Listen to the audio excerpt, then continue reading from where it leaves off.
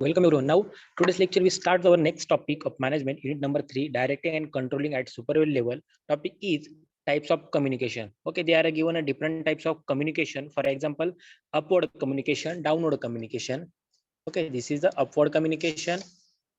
Then downward communication, horizontal and lateral communication, form of communications. Okay, this is a different types of communication are there.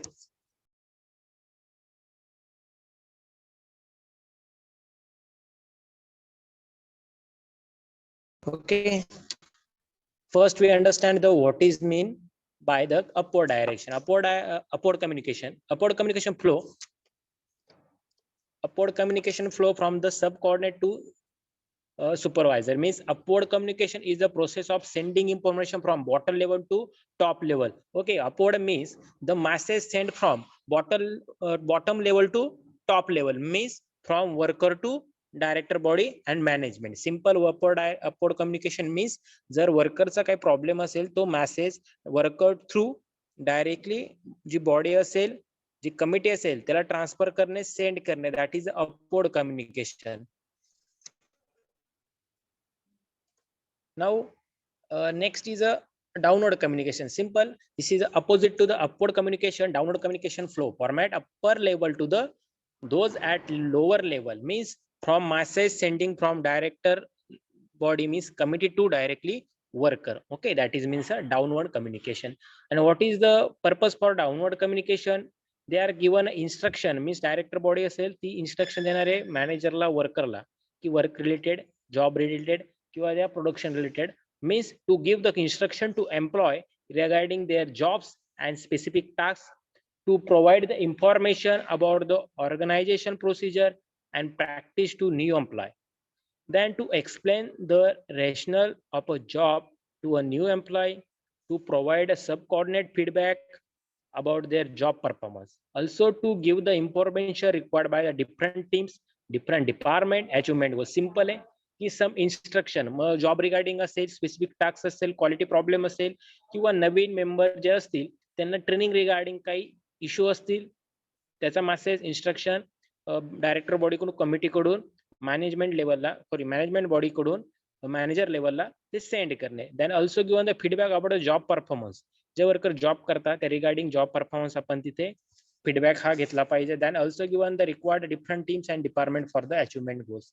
Next one is horizontal and lateral communication means transmission of information among positions of the same level. Horizontal and lateral communication means if refer to transmission of information among the position of the same level.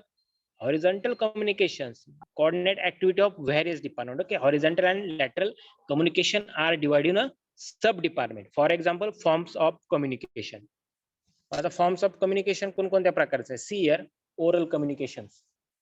Oral communications are face to face. They are given different criteria for the oral communications: face to face, video conferring, telephones, in meeting, lecture and interview. This is the form of communication. The first one is a oral communication. And oral communication criteria for the face to face communication: video conference, telephone, meeting, lecture and interview. Okay, simple दिलेले oral communication बघा. आपण जर communication असेल, suppose management असेल, manager असेल, worker असेल, different types of position जे member असतील, पर्सन असतील, त्यांच्या रिगार्डिंग जे कम्युनिकेशन असतं हे कसं होत असतं? Face to face. For example आता कोविड सिच्युएशन मध्ये सपोज सॉफ्टवेअर कंपनी असेल, आयटी कंपनी असेल किंवा अदर डिपार्टमेंट ऑर्गनायझेशन असतील, त्यांचं वर्क फ्रॉम होम होतं. मग वर्क फ्रॉम होम असल्यामुळे कम्युनिकेशन कसं होत होतं? फेस टू फेस कम्युनिकेशन होत नव्हतं. मग communication video conference through communication होत होतं. Okay, that is the video conference. Suppose physical जो कंपनी, सॉफ्टवेअर कंपनी असेल किंवा अदर कंपनी असेल, ज्या कंपन्या स्टार्ट केल्या, तिथे कम्युनिकेशन हे फेस टू फेस कम्युनिकेशन मध्ये केलं जातं किंवा जो मॅनेजर असेल किंवा प्लांट हेड किंवा मॅनेजमेंट असेल, ते मॅनेजमेंट कंपनीच्या ज्या डिपार्टमेंटचे हेड असतात त्यांच्या सोबत व्हिडिओ कॉन्फरन्स थ्रू सुद्धा कम्युनिकेशन करू शकता. देन ऑल्सो टेलिफोन, टेलिफोन्स वरून सुद्धा कम्युनिकेशन करू शकता from the message send from one person to another person. That is a communication. This is a presentation. आता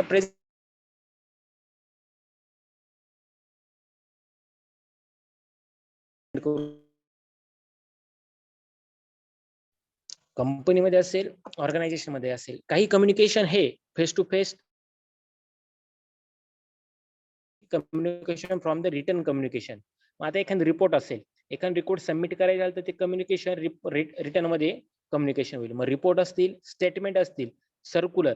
फॉर एक्झाम्पल आपल्याला सपोज हॉलिडे असेल किंवा कंपनीमध्ये काही इव्हेंट असेल, ओके, स्पोर्ट इव्हेंट असतात जसे कॉलेजमध्ये, ऑर्गनायझेशन जसे एज्युकेशन फील्डमध्ये, कॉलेजमध्ये जर हॉलिडे असेल तर सर्क्युलर येतं. जे आपली सुट्टी असेल त्या सुट्टीचं सर्क्युलर येतं. त्याच्यानंतर सपोज स्पोर्ट इव्हेंट असतील त्याचा सर्क्युलर टाइम टेबल तर त्याप्रमाणे ते कम्युनिकेशन असतं, ते रिटर्न कम्युनिकेशन असतं. Then manual handbook, letter and memo. This is the different types of return communication systems: report, statement, circular, manual, handbook, letter and memo. Also another written communication is emails, okay, then employee manuals and faxes. This is the another written communication system. Now merit of written communication are there. It is a serve as evidence of what has occurred and what was the started, okay. Then it is provide a permanent records for the future use. It is a reduce the change of distortion of information. It is a transmitting the information like a financial production and important. For example, आपण suppose face to face communication जर केलं, suppose एखादी order असेल, ती order आपण face to face communication केलं की ही order pass करायची, या ऑर्डरचं टेंडर आपलं मिनिमम किंवा मॅक्झिमम लिमिट पर्यंत आपण फिक्स केलं, बट त्या पर्सन सोबत आपण कम्युनिकेट केलं ओरली. पण 1 मंथ नंतर जर जे आपण ओरली कम्युनिकेट केलेलं असेल त्या पॉइंटला प्रूव्ह करण्यासाठी आपल्याकडे कोणताही एव्हिडन्स नसेल, कारण की आपण ते कम्युनिकेशन हे ओरली केलेले. सो आपल्याला टेंडर मिळाले एखाद्या कंपनीला, पण त्या टेंडरसाठी मिळाल्यानंतर 1 मंथ ते प्रूव्ह करण्यासाठी की टेंडर आपल्याला सपोज मिनिमम जी पण अमाऊंट असेल या अमाऊंटचं आपण रिसिव्ह केले टेंडर, पण ते प्रूव्ह करण्यासाठी त्याच्याकडे कोणतीही प्रूफ नसेल. त्यामुळे कंपनी असेल, ऑर्गनायझर असतील, जे पण फायनान्शियल असतील किंवा प्रोडक्शन रिलेटेड असतील, ते सर्व कम्युनिकेशन हे रिटर्न कम्युनिकेशन होतात. कशासाठी? फॉर द एव्हिडन्स साठी हे रिटर्न कम्युनिकेशन होत असतात. Now it is generally extensive and the time consuming process. Even the such communication has been transmitted, it is not the certain whether the receiver has understood. Written material not only get out of date but may also be leaked out before time. Okay, आता simple आहे.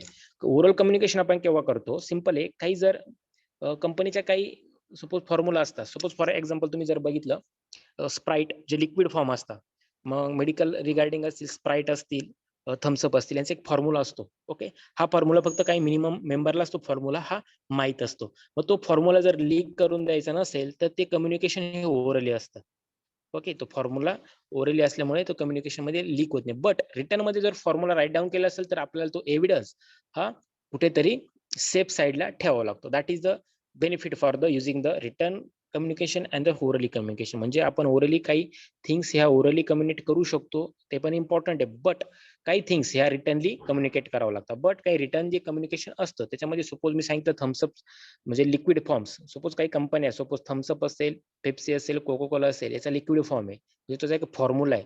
हा formula फक्त minimum मेंबरला माहिती आहे. Okay, कारण की तो फॉर्म्युला जर लीक झाला, तो फॉर्म्युला लीक झाला तर त्या कंपनीचा जो टेस्ट असेल किंवा तो ब्रँड असेल, जे लिक्विड फॉर्म असेल, हा बाहेर लीक झाल्यामुळे त्याची कॉपी होऊ शकते. That is the main for the return material not only get out of the date but may also the leak of the before time. Leak पण झाला नाही पाहिजे. That is the main purpose for the return communication. Non-verbal communication means expressed throughout the body, expression, positions and the eyes contact and touch. Okay, non-verbal simple आहे. तुम्ही बघितलं non-verbal एखादा person असेल तर त्याला आपण सपोज एखादं वर्क अलॉट केलं, वर्क अलॉट केल्यानंतर त्या पर्सनला ते वर्क करण्यामध्ये इंटरेस्ट आहे किंवा नाही, त्याच्या बॉडी लँग्वेज वरून, आईज कॉन्टॅक्ट वरून, फेस वरून, त्याच्या पोझिशन वरून आपण अंडरस्टँड करू शकतो. Then non verbal communication, body language, body contact, positions, expression, closeness, eyes movement, head movement, sound, hand movement, way of talking,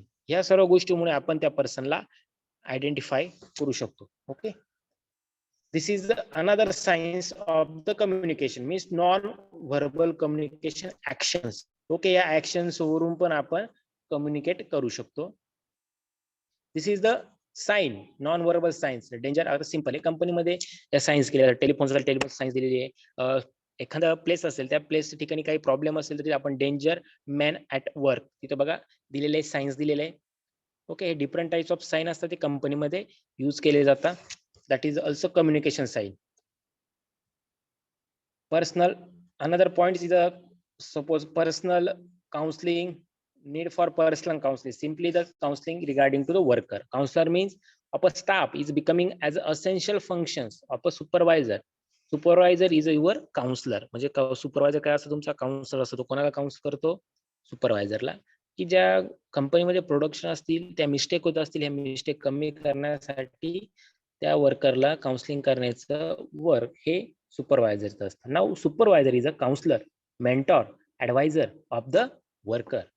if he does not get the connected with the worker by the above rule, it is a difficult to achieve the object. Simple आहे, जर सुपरवायझरचं communicate, जर worker सोबत communication कमी असेल, communicate होत नसेल, तर ऑटोमॅटिकली तुमचं जे प्रोडक्टचं अचिव्हमेंट आहे हे कमी होतं. Difficult to the achieve the object. काय होतं, सपोज मशीनवर प्रॉब्लेम असेल, प्रोडक्ट मध्ये प्रॉब्लेम असेल, तर वर्कर आणि सुपरवायझर मध्ये कम्युनिकेशन जर मिनिमम असेल, तर तो प्रॉब्लेम हा वेळेमध्ये सॉल्व्ह होणार नाही, कम्युनिकेट होणार नाही, त्यामुळे त्या प्रोडक्शनचा लॉस होईल. That is the main thing for the difficulty to achieve the object. Counseling at the workplace is a way of the organization to care about its employee. Apart from their personal problems, there are various reasons which can be create the stress for the employee at the workplace.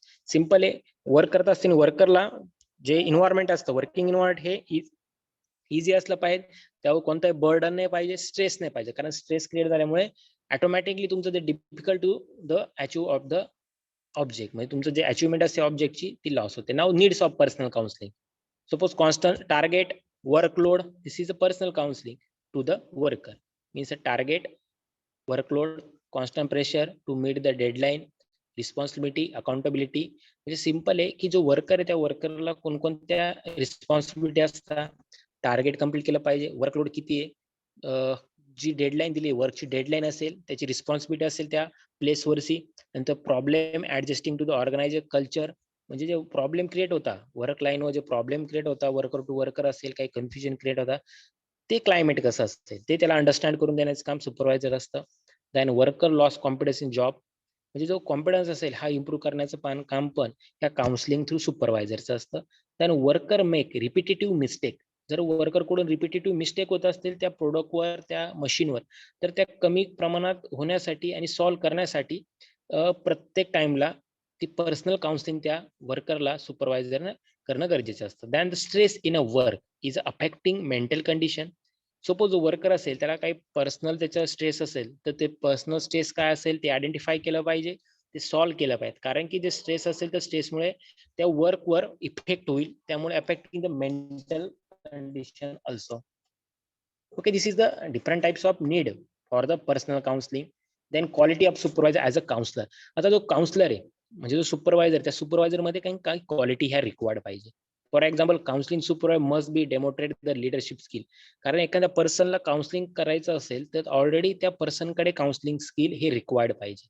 Okay, than must have expertise is her field, motivational approach, problem solving nature. म्हणजे supervisor मध्ये कोणत्या skill पाहिजे, त्या skill त्याच्याकडे असेल तर तो त्या मेंबरला काउन्सिलिंग करू शकतो. Problem solving nature, counsellor should be positive thinking, good communication skill, ethical manner.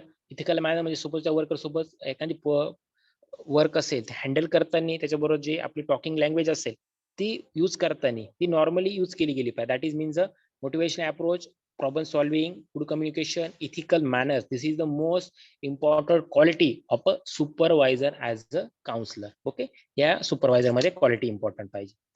Then advanced prediction of the possible mistake. For example, supervisor the current working condition, comparing the deviation with standard, analysis worker general work attitudes, complexity of use technology. This is advanced prediction of the possible mistake. Now elaborating decisions. Simply elaborating decision means if, sorry, in many conditions subcoordinate are unknown of the decision taken by the higher or middle. Okay, there are two types of management. For the higher or middle, we know the what is meant by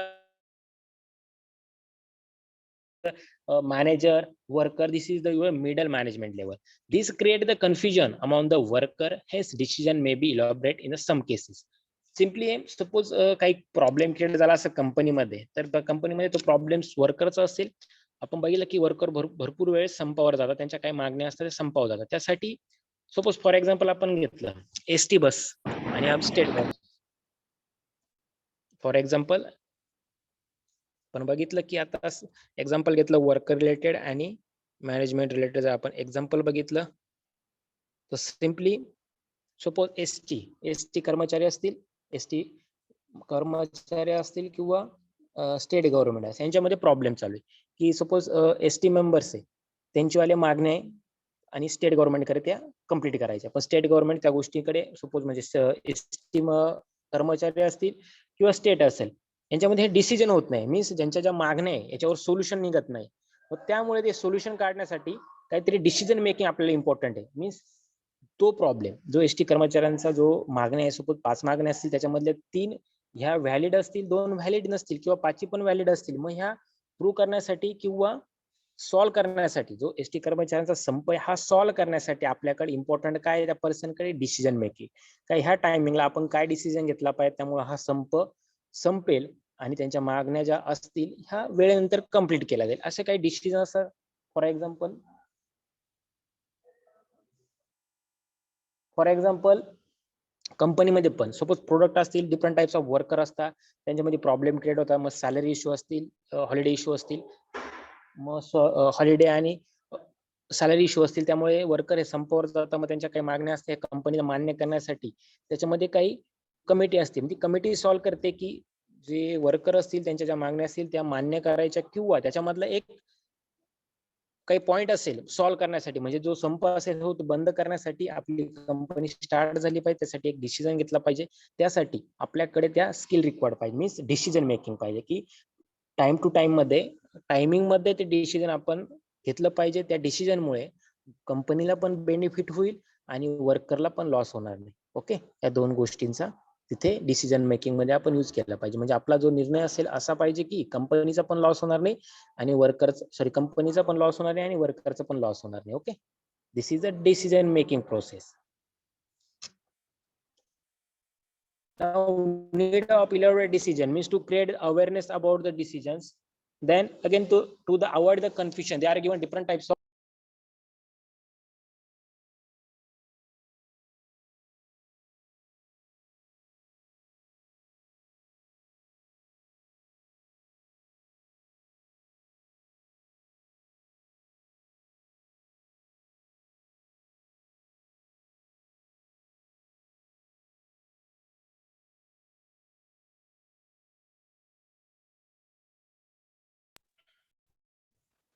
okay, needs to elaborate the decision means to create the awareness about the decisions, to avoid the confusions, to get the clarity about their future works, then understand the duty and responsibility regarding their decisions. पण बघितलं की आपल्या decision साठी काय important आहे, awareness, avoid confusion. म्हणजे suppose काही worker असतील त्यांच्या काही प्रॉब्लेम असतील त्या आयडेंटिफाय करणे आणि जे कन्फ्युजन असतील वर्करचं, त्या वर्करचं कन्फ्युजन हे क्लिअर करणे. That is a clarity about their future work. This is a need of elaborating decisions. Now next is a way to evaluate decisions. Way to elaborate decisions. The respective management at their level can be evaluated decision by the following ways. For the on notice board, written format, आता simple आहे. Decision आपल्याला द्यायचं असेल तर आपण कसं decision देऊ शकतो, ऑन बोर्ड नोटीसला डिस्प्ले करू शकतो, रिटर्न फॉर्मॅट मध्ये हँडओव्हर करू शकतो, मीटिंग मध्ये पण आपण अनाउन्स करू शकतो, during counselling and by the common circular. या सर्व पॉइंट्स आपण हे डिसिजन आपलं इव्हॅल्युएट करू शकतो. Then decision that can be elaborate regarding following issue. आता सपोज डिसिजन आपल्याला केव्हा गरजेचं असतं, तिथे काही फॉलोइंग इश्यूज दिलेले. For example uniform of worker, overtime working hours. For example कुठे कुठे म्हणजे वर्कर मध्ये कोणत्या टॉपिकवर प्रॉब्लेम क्रिएट होऊ शकतात आणि त्या टॉपिकवरून इश्यू क्रिएट होऊ शकतं. मग कोणते, uniform of worker. Over time असेल त्या ओव्हर टाइम रिगार्डिंग काही वर्कर असतील त्यांच्यामध्ये इश्यू होऊ शकतात. दॅन बोनस आणि बेनिफिट. जर बोनस मिळाला नसेल, बेनिफिट मिळाला नसेल तर वर्कर मध्ये इश्यूज क्रिएट होतात. Than the change of schedule. Schedule जर आपण चेंज कराल, प्रत्येक वर्करचं शेड्यूल आपण शिप वाईज चेंज करत असतो. फर्स्ट वीक मध्ये फर्स्ट सपोज जनरल शिप असेल, नंतर सेकंड शिप असेल, नंतर नाईट शिप असेल, अशा शेड्यूल आपण चेंज करत असतो. मग शेड्यूल चेंज करत असताना वर्कर मध्ये इश्यू पण क्रिएट होता. मग हे टॉपिक्स दिलेले आहे की कोणकोणत्या इश्यू ह्या वर्कर मध्ये क्रिएट होऊ शकतात. मग change of schedule work, transfer of employee organisation. मग सपोज कंपनीचे डिफरंट टाइप्स ऑफ स्टेट मध्ये प्लांट असतात. मग आपण एक स्टेट मधून दुसऱ्या स्टेट मध्ये कधी कधी एम्प्लॉय असतात त्यांना ट्रान्सफर पण करत असतो, त्याच्यामुळे पण इश्यू क्रिएट होतो. Then need of training of the employee. This is the different types of issues for the worker. Then laying disciplinary standard in overall working important and disciplinary standard. Maintain the workplace standard, control problem, quality in the work performance, time factor, prevent more serious, avoid losses are reduced, avoid the misconduct. This is the laying disciplinary. Then also given different disciplinary actions, training for disciplines, award to disciplines practice, punishment to the non-disciplined employees, time in time, out time, before time, quality zero error, controlling at superior levels. Okay, आता आपण बघितले की types of communication. Simple आहे, आपण काय topic cover केले? Types of communication बघितले, decision making बघितली, डिफरंट टाइप्स ऑफ कम्युनिकेशन असतात. त्यानंतर काउन्सिलिंग पॉईंट बघितला की सुपरवायझरने वर्करला काउन्सिलिंग कसं केलं पाहिजे. Decision making, suppose problem create झाला, वर्कर संपावर गेले, त्यांच्या काही मागण्या असतील त्या कम्प्लीट करण्यासाठी आपण त्यातला एक पॉईंट हा प्रूव्ह करून, म्हणजे अवेअरनेस क्रिएट करून तो प्रॉब्लेम सॉल्व्ह केला पाहिजे. मीन्स कंपनी आणि वर्करचा पण लॉस होणार नाही. Now next point is a controlling at a superior level, means a managerial skill. Means control is a significant process in management. Control is a forward looking and a backward looking function. Controlling is a process that ensure the performance is according to the standard. The main object is to find mistake. Simple. Managerial control means काय? जे पण आपण control organisation मध्ये work करतोय, मग ते forward लुकिंगला असेल किंवा बॅकवर्ड लुकिंग फंक्शन मध्ये असेल, ते कम्प्लीट करण्यासाठी आपल्याला काही मिस्टेक असतात. त्या मिस्टेक ह्या मिनिमम करण्यासाठी we are using the managerial control. Means manager needs to exercise effective control over the activity of the subordinate like a goal oriented function. It is a primary function of every manager. Okay, this is the managical control. Okay, importance of controlling. आता controlling simple word आहे, controlling वरून indicate होतं की what is the importance of controlling. Controlling is the function of the management. Without controlling to the best plan can go away. And also good control system help in organization. They are given up following points.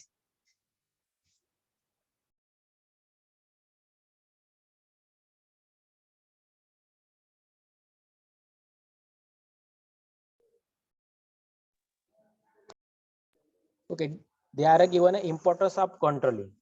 Okay, first point is accomplish the organization's goal. Means controlling function measure the progress toward the organization goal. Simply आता आपण बघितलं की प्रत्येक company असेल, organisation असेल, प्रत्येक product असेल, आपण पिस्टन रिंग असेल, तो प्रोडक्ट असेल, तो प्रोडक्टचं वर्क कम्प्लीट करण्यासाठी आपण ऑर्गनायझेशनचा गोल असतो, तो गोल कम्प्लीट करण्यासाठी आपण तिथं कंट्रोल सिस्टम यूज करतो. Now next is a judging accuracy of standard. Simple आहे, आपण पिस्टन कंट्रोलिंग आपण मार्केटमध्ये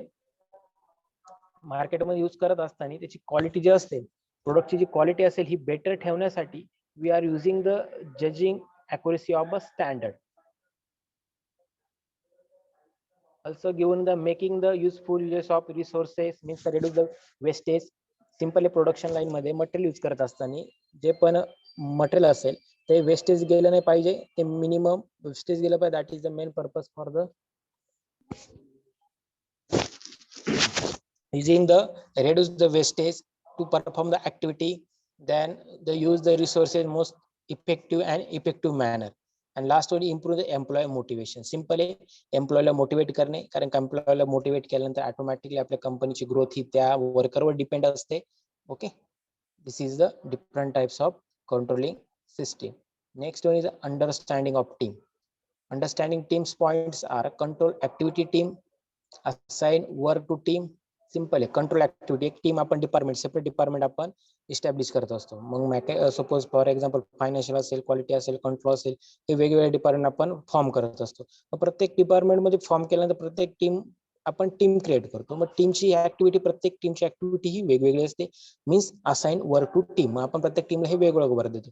देन त्या टीमला आपण ट्रेनिंग देतो. Training member. मग ट्रेनिंग दिल्यानंतर utilise the team member effectively, avoid the conflict among the team member. या प्रकारे आपण ती जी टीम असते ती टीम अंडरस्टँड करतो.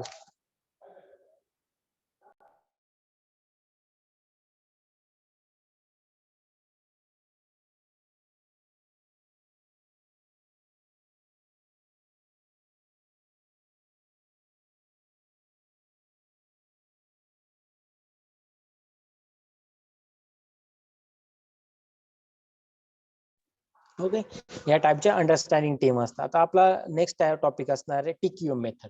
ओके, यानंतर आपण स्टार्ट करतोय TQ method means total quality management.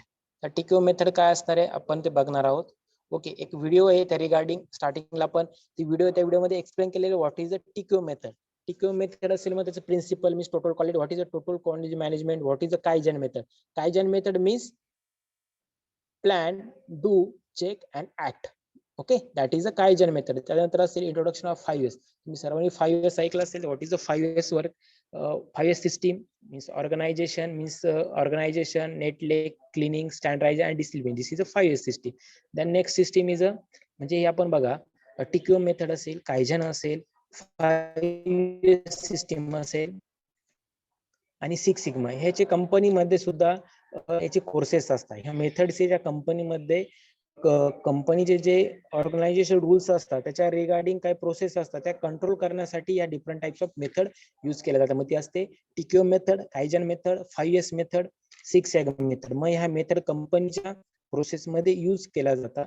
Okay, मग ते काय यूज केल्या जातात, कशासाठी यूज केल्या जातात, त्याचं पर्पज काय, कोणकोणत्या मेथड्स आहेत.